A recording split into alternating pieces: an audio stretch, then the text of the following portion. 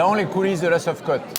Roger, comment puis-je me projeter dans cette présidence qui commence, basée sur les 2 années que tu viens de passer à ce même poste? Merci Jean-Noël. D'abord, je suis très heureux de te laisser la place.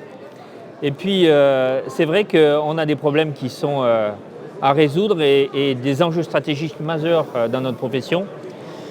Je dirais que l'essentiel, c'est déjà de faire comprendre à tout le monde qu'on est une société ouverte, bienveillante, une société de service et responsable qui est faite de soutien et d'empathie de façon à aider les gens dans notre communauté. Alors on a mis de multiples actions dans ça. 2 exemples, SPS, c'est-à-dire cette action et cet appui qu'on donne à chacun de nos sociétaires pour pouvoir s'appuyer en cas de problème de qualité de vie au travail ou de dépression.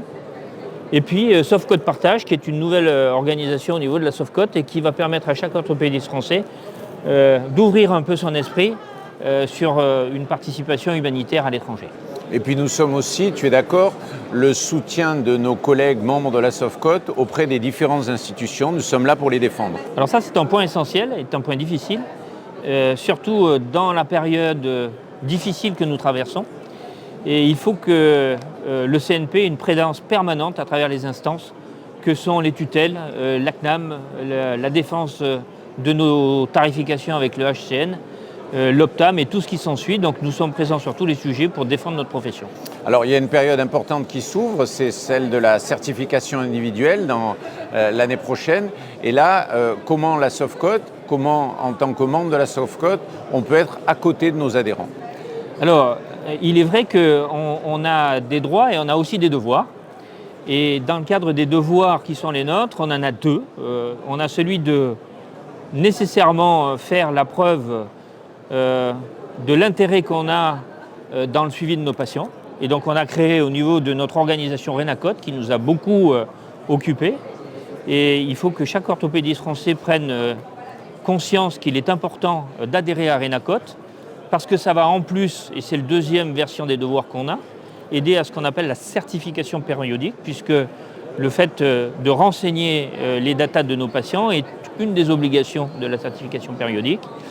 Et là, tous les membres de la Sofcote, et il faut être membre de la Sofcote pour ça, donc c'est pour ça que c'est très important d'y être, tous membres de la Sofcote, sous l'impulsion du CNP qui a donné à Orthorisque la responsabilité d'organiser la certification périodique, pourra profiter de cette aide par l'institution. Merci beaucoup Roger, je vais mettre toute mon énergie au service de tout cela. Un dernier point à ajouter? Oui, un petit point qui me semble essentiel, c'est les jeunes. Oui. Parce que les jeunes, c'est évidemment l'avenir de notre profession. Et on a mis en place toute une organisation avec les plus jeunes qui font que de façon assez naturelle, à travers le CJO, ils vont se retrouver dans l'organisation de la Sofcote. Et je pense qu'il est très important d'éduquer les gens, puisque l'éducation, c'est l'avenir de notre profession. D'ailleurs, ces jeunes, via le CJO, sont totalement intégrés à notre bureau et à notre organisation. Exactement, on fait en sorte, dans la gestion au jour le jour de toutes les problématiques qui nous concernent, d'avoir par mode projet un jeune issu du CJO et un plus âgé, un senior, pour gérer ces dossiers. Merci beaucoup Roger. Je t'en prie Jean-Noël, et bon vent. Merci beaucoup.